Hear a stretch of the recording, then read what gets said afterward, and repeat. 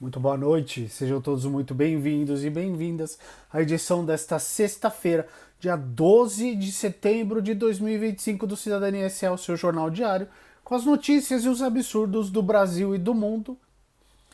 Hoje, um dia de festa, um dia para a gente celebrar, talvez um dos dias mais importantes da história da República Federativa do Brasil. Antes de eu ir para as notícias, eu vou falar muito do julgamento. Nem tanto do julgamento, mas dos próximos passos. E agora? Quando que os agora condenados irão para a cadeia? Vou falar sobre isso. Vou falar sobre os Estados Unidos tirando taxação de alguns produtos, mais produtos. Cadê a retaliação? Não sei. Vou falar sobre a nossa água indo pelo ralo. Fica aí, assista tudo antes de eu começar. Muito importante, deixe seu like, se inscreva no canal, envie para os amigos. Os bozoloides estão pelas redes, detonando todos os vídeos da galera progressista, de esquerda tal, porque eles estão, coitados, desesperados. O ídolo deles virou um futuro presidiário. Então, se você está aí assistindo e você é do campo progressista, de esquerda, deixa seu like, tá bom? É muito importante, faz muita diferença no vídeo pra gente aqui.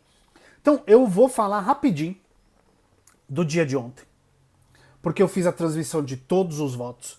Só o do Fux eu não consegui, porque realmente me embrulhou o estômago. Fiz um vídeo bem rápido sobre o voto dele. Tem várias matérias, só vocês procurarem na internet. Ele destruiu a democracia, o voto do Fux foi ridículo. Ontem, dia 11 de setembro, o nosso 11 de setembro, a gente normaliza muito as coisas e é difícil a gente entender quando a gente está presenciando um fato histórico. O que a gente viu ontem foi um fato histórico. Nunca na história do país militares foram condenados em um tribunal comum. Nunca na história desse país um ex-presidente foi condenado por uma tentativa de golpe de Estado. Então, assim, ontem fez justiça aos vários mortos pela ditadura militar. Ontem fez justiça pelos mais de 400 mil mortos pelo descaso do Bolsonaro na pandemia. Eu não vou comprar vacina, quem manda sou eu, quem decide quando chega a vacina sou eu, dizia ele. Imitou gente morrendo com falta de ar. É sobre isso que a gente está falando. E esse cara não foi, até agora, julgado e responsabilizado por esses crimes na pandemia. Ontem foi aniversário do golpe do Pinochet, lá no Chile. Golpe esse que o Bolsonaro foi enaltecer nas suas redes, bem no dia em que ele foi condenado a mais de 27 anos de prisão por tentativa de golpe de Estado. Então o dia de ontem foi muito, muito importante na história do nosso país. Tá bom? Eu vou falar rapidinho só das penas, para quem não viu. Quem se deu absurdamente bem foi o Mauro Cid. Pegou 2 anos de prisão em regime aberto. Tá? O ex-ministro da Defesa e da Casa Civil, o nosso querido Walter Braga Neto, pegou 26 anos de prisão com início em regime fechado. Também foi condenado a 100 dias multa no valor de um salário mínimo por dia. Achei ridículo o valor, tá? Anderson Torres, ex-ministro da Defesa, teve a pena fixada em 24 anos, dos quais 21 anos e 6 meses de reclusão e 2 anos e 6 meses de detenção. A condenação prevê ainda 6 dias multa, com cada multa no valor de um salário mínimo. O ex-comandante da Marinha, o Almir Garnier, cara de pau, teve a pena fixada em 24 anos de prisão, dos quais 21 anos e 6 meses de reclusão e 2 anos e 6 meses de detenção. Também teve 100 dias multa, com cada multa no valor de um salário mínimo. Augusto Heleno pegou 21 anos de prisão. Augusto Heleno, filhote da ditadura, fez parte da ditadura. Você tá vendo o que dá não punir golpista? Olha o Heleno aqui. Ele pegou 21 anos de prisão, dos quais 18 anos e 11 meses de reclusão e 2 anos e 1 mês de detenção. E ainda 84 dias multa, com a multa no valor de um salário mínimo. O Paulo Sérgio Nogueira pegou 19 anos de prisão, tá? A pena foi dividida em 16 anos e 11 meses de reclusão, 2 anos e 1 mês de detenção e ainda 84 dias multa no valor de um salário mínimo. Condenado por 3 dos 5 crimes pelos quais foi denunciado, o deputado federal Alexandre Ramagem, ex-diretor da BIM do governo Bolsonaro, ficou com a menor pena entre os réus. Ah, sem tirar o Mauro Cid, obviamente, né? 16 anos, 1 mês e 15 dias de prisão e 50 dias multa no valor de um salário mínimo para cada dia multa. Tá? Cadê a do Bolsonaro aqui? A gente tem que falar do Bolsonaro separadinho, né? Ele pegou 27 anos e 3 meses de prisão em regime fechado pelo crime de liderar organização criminosa, tentativa de abolição violenta do Estado Democrático de Direito, tentativa de golpe de Estado e dano ao patrimônio público. E também 100 dias multa lá, 100 dias multa no valor de 2 salários mínimos, que dá uns 400 mil reais. Achei ridículo. Ele não falou que não movimentou 40 milhões em Pix outro dia? A multa dele tinha que ser muito mais alta, tá bom? Agora, bonito, né? A gente tem que lembrar, isso aqui, de novo, eu vou repetir, é um dia histórico, tá? Você viu ali eu lendo, reclusão e detenção, tá? O grupo foi condenado apenas de reclusão e detenção. O que isso significa? Qual que é a diferença? As penas de reclusão são destinadas a crimes mais graves, que devem ter pena cumprida em regime fechado, ou seja, vai em cana, unidade prisional. Em crimes por detenção, são mais brandos e admitem o regime aberto e semiaberto. Nos 2 regimes, o condenado está autorizado a sair durante o dia para trabalhar ou fazer cursos, mas, no caso do semiaberto, o preso deve retornar à unidade prisional à noite e em dias de folga. Já no aberto, o indivíduo está autorizado a cumprir pena em casa e conviver com a sociedade, mas ainda precisa se apresentar regularmente em juízo e respeitar restrições como o recolhimento noturno. É o caso do Mauro Cid aqui, né? Pegou 2 anos em regime aberto, ele vai pagar isso aí. Então vamos às perguntas, tá bom? A maioria das perguntas todo mundo está fazendo. Os condenados podem recorrer? Sim, podem recorrer. Definido o resultado, as defesas dos condenados devem se debruçar nos detalhes dos votos dos ministros para formular recursos contra a decisão deles. Para isso, precisa analisar o tal do acordão, ou acórdão, tem 2 pronúncias, que reúne os votos dos ministros. O STF tem até 60 dias para publicar esse negócio. Depois de publicado, os advogados vão analisar e ver se acham alguma coisa. Então, quando há condenação, a legislação permite a apresentação de 2 tipos de recursos: embargos de declaração e embargos infringentes. Os embargos de declaração são recursos usados para apontar contradições ou trechos pouco claros da decisão. Para os embargos de declaração, o prazo de apresentação é de 5 dias. O pedido é endereçado ao relator, o Alexandre de Moraes, no caso, que pede um parecer para a Procuradoria-Geral da República. A PGR tem 15 dias para se manifestar, até 15 dias, né? Depois leva a julgamento colegiado na primeira turma, não há um prazo para essa análise. Os embargos de declaração suspendem o prazo de apresentação de outros recursos. Somente depois do julgamento as defesas podem apresentar os segundos embargos. Já os embargos infringentes só são aceitos se houver pelo menos 2 votos pela absolvição. Ou seja, já era, porque só teve 1 em alguns casos do Fux. Então isso aqui já rodou, tá bom? Quando eles vão ser presos, porque é o que a gente quer ver. A gente quer ver essa galera na cadeia. A prisão para cumprimento de pena só ocorre com o trânsito em julgado, ou seja, quando não tem mais jeito de recorrer. Para o STF, a prisão é executada após análise dos segundos embargos de declaração. Isso porque novos pedidos de esclarecimento são vistos como tentativas de atrasar o processo. Não, a pessoa fica pedindo lá, o advogado, um monte de embargo de declaração para atrasar a prisão. Então, são 2 só. Tá? Nesse momento, a pena pode ser executada. Então, o Bolsonaro já está em prisão domiciliar desde 4 de agosto, vocês sabem muito bem disso. Tananã, tananã. Quem define a prisão onde a pena vai ser executada? Essa decisão fica geralmente a cargo do relator, no caso, o ministro Alexandre de Moraes. A definição do local de prisão ocorre quando ela for executada.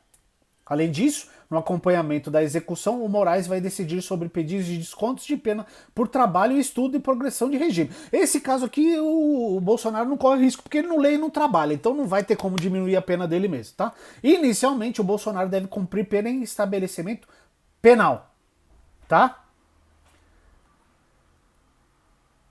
Tarará, que mais? Por que os condenados devem cumprir a pena em regime fechado inicialmente? Pela legislação penal, o regime inicial é fechado para quem é condenado a mais de 8 anos de prisão. 7 dos 8 réus tiveram punições acima desse tempo, só o Mauro Cid que não, tá? Tá, tem outras perguntas aqui, eu não vou responder todas, mas a matéria tá aqui na descrição do vídeo. Vamos aqui a outra matéria. STF estima que prisão de Bolsonaro para cumprir pena deve ocorrer até dezembro. Então, presente de Natal para todo mundo. Até dezembro, o genocida, golpista, chefe de organização criminosa deve estar em cana. Deve, é porque a gente nunca sabe, né? Matéria da Folha. Integrantes do STF estimam que o ex-presidente Jair Bolsonaro do PL deve ser preso para cumprir pena em regime fechado, no máximo em dezembro. Isso pode ocorrer antes, em outubro ou novembro, a depender do tempo que a corte levará para analisar recursos das defesas e encerrar o processo. Ai, que delícia. Esses embargos normalmente não alteram o resultado do julgamento, os embargos que eu falei da outra matéria, mas buscam esclarecer eventuais omissões ou erros na decisão. A estimativa sobre o começo da prisão em regime fechado envolve prazos para apresentação do acórdão do julgamento e das análises de recursos. A publicação do acórdão do julgamento encerrado nesta quinta pode levar cerca de 35 dias. Não lembra que eu falei na outra matéria até 60, tá? As defesas teriam mais 5 dias para apresentar os primeiros embargos de declaração e a PGR se manifestaria em mais 5 dias. Só então o recurso seria julgado, tá? Destinos para Bolsonaro. São citados 3 possíveis destinos para Bolsonaro. A Superintendência da Polícia Federal em Brasília, uma cela especial no Centro Penitenciário da Papuda, também na capital federal, e um quartel do Exército. A última possibilidade é tida como remota por integrantes do STF, porque existe a possibilidade dele ser expulso do Exército, tá? A defesa vai pedir prisão domiciliar, obviamente, tarará, tarará. Quem decide onde ele vai cumprir pena é, como eu disse na outra matéria, o Alexandre de Moraes. Tá bom?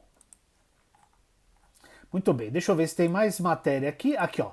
Corte Militar vai se manifestar sobre perda de patente de Bolsonaro e STF ainda pode julgá-lo por coação. Lembrando que tem mais processos rolando contra o ex-presidente, hoje presidiário, tá?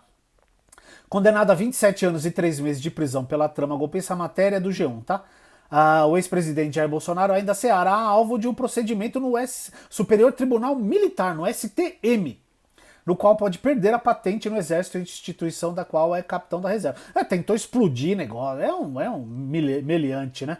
Após a condenação pela trama golpista se tornar definitiva, o STF vai comunicar o resultado ao Superior Tribunal Militar para decidir sobre a declaração de indignidade do oficialato de Bolsonaro. A declaração, se aprovada, significa exclusão das Forças Armadas com perda de posto e patente. A declaração vale para penas de prisão superiores a 2 anos. O STM, não vai decidir sobre o crime em si ou as circunstâncias do ocorrido. Que bom, né? Porque tem cabimento. Mas sim avaliar se a indignidade para o oficialato pode ser aplicada à situação. Além disso, Bolsonaro foi alvo de outras investigações que podem levá-lo novamente ao banco dos réus do Supremo Tribunal Federal. Ah, que delícia. No mês passado, a Polícia Federal indiciou, vocês quem acompanha o canal já sabe disso, já saiu em todo lugar também, né? Indiciou o ex-presidente e o filho Eduardo Bananinha do PL de São Paulo por coação a autoridades responsáveis pela ação penal do golpe de Estado. A PF teve acesso a trocas de mensagens e um celular, tarará. Segundo o relatório, o material demonstra que o ex-presidente fez intensa produção e propagação de mensagens destinadas às redes sociais em afronta à medida cautelar anteriormente imposta. Para os investigadores, o ex-presidente e o filho atuaram para atrapalhar as investigações, inclusive com a atuação junto ao governo do Pato Donald dos Estados Unidos. A PGR ainda não apresentou uma denúncia, tá? Se entender que não há elementos para isso, o órgão pode propor o arquivamento do caso. Aguardemos. Outras investigações. Joias sauditas. Ele foi indiciado em julho do ano passado em uma investigação que apura se ele e ex-assessores se apropriaram indevidamente de joias milionárias. Se apropriaram, sim. Dadas de presente pelo regime da Arábia Saudita ao governo brasileiro, enquanto ele ainda estava na presidência da República. Ele foi indiciado por peculato, que é a apropriação de bens públicos, associação criminosa e lavagem de dinheiro. Além dele, outras 11 pessoas também foram implicadas. A Procuradoria-Geral da República também ainda analisa se oferece uma denúncia contra os indicados ou se arquiva o caso. A BIM paralela. O presidiário aí foi investigado, mas não foi indiciado pela Polícia Federal no caso da chamada BIM paralela. Um esquema de espionagem ilegal montado na Agência Brasileira de Inteligência, a ABIN, durante o governo Jair Bolsonaro. No total, 36 pessoas foram indiciadas. A PF considerou que há elementos de que Bolsonaro teria integrado uma organização criminosa. Ele integrou várias, ou a mesma. Tinha conhecimento do esquema, do qual era o principal beneficiário. Contudo, o presidiário não foi formalmente indiciado nessa investigação, porque a Polícia Federal entendeu que, como ele já tinha sido indiciado pelo mesmo crime no processo sobre o golpe de Estado, não poderia ser indiciado novamente. Cartões de vacina.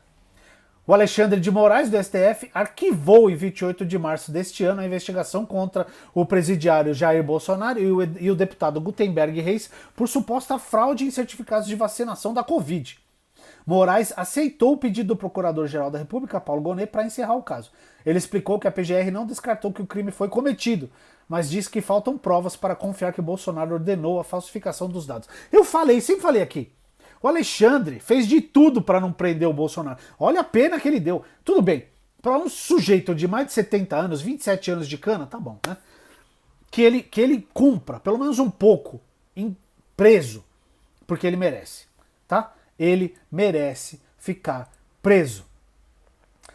Tem outra matéria aqui, essa tá no blog do Camarote, do Gerson Camarote. Chance zero de prevalecerem. Embargos infringentes de Bolsonaro avaliam ministros do STF. Ao blog, 4 ministros do STF foram enfáticos em afirmar que, apesar da estratégia de defesa do ex-presidente Jair Bolsonaro presidiário, não cabem embargos infringentes quando o placar de condenação na turma é de 4-1. O infringente é quando tem 2, pelo menos, falando que pela absolvição. Não é o caso, então esquece. Vão tentar esse debate, mas zero chance de prevalecer, falou um ministro aqui. A jurisprudência no STF é que os infringentes só cabem quando o placar em uma das turmas tem pelo menos 2 votos divergentes. É isso aí. Ai. Então é isso. As matérias estão todas aqui na descrição do vídeo. Calma que não acabou. Eu vou falar da nossa água, tá? Quem não viu o voto da Carmen Lúcia, por favor, assista. É didático, é fantástico e é uma justiça que o voto que definiu a condenação do Bolsonaro tenha sido dado por uma mulher. Ele, que tanto atacou as mulheres, ataca até hoje. Maria do Rosário falou que a filha menina nasceu porque teve uma fraquejada. E vários outros ataques às mulheres. É fantástico que o voto que definiu a condenação do Bolsonaro tenha vindo da gigantesca ministra Carmen Lúcia. Não viu o voto? Tem aqui no canal. Mas tem em vários outros lugares. Procurem e assistam. Tá? Eu lembrei um negócio que eu ia falar. Deixaram claro ontem, no julgamento, Carmen Lúcia, Zanin, Dino, Alexandre de Moraes, não vai ter anistia, não vai ter indulto. Isso não vai ser aprovado no STF. Se passar pela Câmara, Senado, o presidente vetar, voltar na Câmara, aprovar no STF, cai. Não tem anistia para essa galera grande que tentou o golpe de Estado, tá bom? Não tem. A última notícia para lascar, hein, ó. Privatização da água. Fundos estrangeiros avançam sobre o saneamento brasileiro. Matéria do Rodrigo Chagas, do Brasil de Fato. Fundos estrangeiros avançam sobre a água no Brasil, amparados por incentivos fiscais e crédito público. Privatiza tudo, não é mesmo?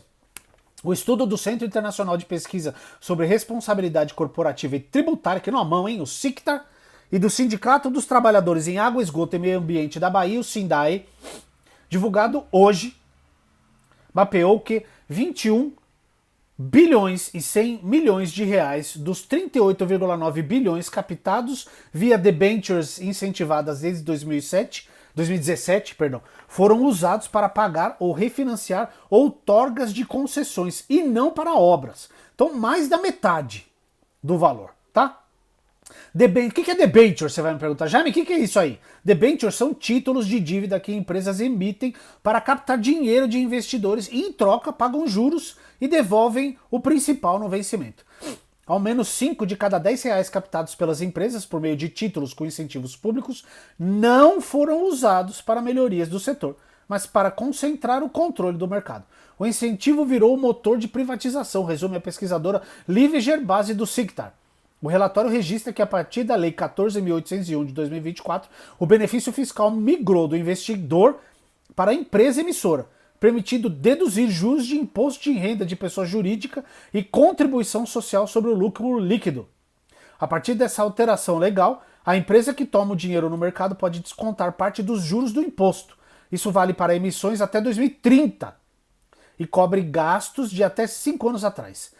Em outras palavras, se uma companhia emitir um título em 2025, paga 100 milhões por ano de juros e tem lucro, ela pode usar uma parte desses 100 milhões para reduzir o imposto de renda e o CSLL a pagar.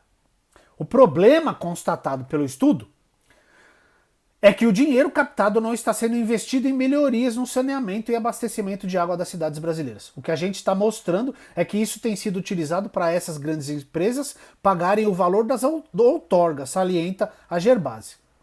Enquanto isso, cada vez mais refém do mundo dos negócios, o país segue distante da universalização prometida pelo marco legal do saneamento básico, que completa 5 anos. Houve, em vez disso, retrocesso.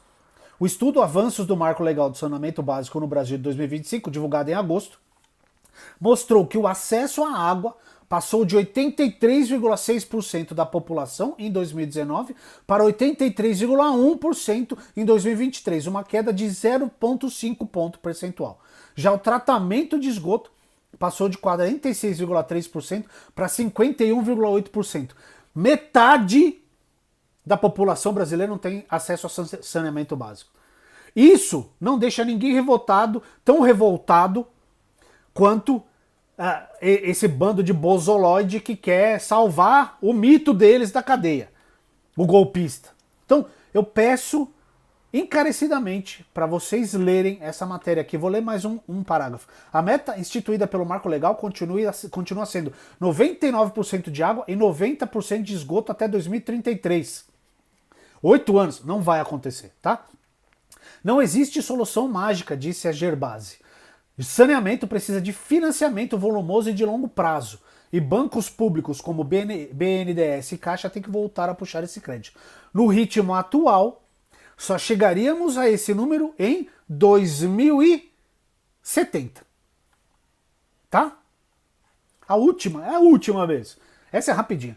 Estados Unidos retiram celulose e ferro-níquel da lista de produtos tarifários. Com isso, 1/4 das exportações brasileiras aos Estados Unidos fica livre do tarifaço. Ai, ai. A exclusão da celulose e do ferro-níquel da lista de produtos sujeitos às sobretaxas impostas pelos Estados Unidos abriu espaço para que 25,1% das exportações brasileiras ao país fiquem livres do tarifaço implementado pelo Donald Trump. Segundo cálculos do Ministério do Desenvolvimento, Indústria, Comércio e Serviços, o MDIC, em 2024, as vendas brasileiras aos Estados Unidos que não sofreram impacto das tarifas, sejam elas a alíquota linear de 10%, o adicional de 40% vinculado ao julgamento do ex-presidente ou os encargos setoriais sobre aço e alumínio, chegaram a 10,1 bilhões de dólares. Tiraram mais produtos e eles vão continuar tirando. Por quê? Porque a taxa que o demente colocou tá jogando a inflação lá em cima. E aqui a gente teve deflação de novo. Porque os preços estão caindo. Caiu batata, caiu café, tá tudo caindo. Tá? Então é isso que está acontecendo. Continua, Trump. Continua com a taxação, que isso só é bom aqui para nós. Abrimos novos mercados, 400 novos mercados abertos pelo governo do presidente Luiz Inácio Lula da Silva, e o preço para a gente aqui dentro do Brasil está caindo, tá bom? Então é isso. Tenham todos um ótimo final de semana. Comemorem essa data histórica desse 11 de setembro de 2025, onde militares, generais e um ex-presidente foram condenados por uma tentativa de golpe de Estado. Curtam o vídeo, se inscrevam no canal, enviem para os amigos. Um grande abraço e até o próximo.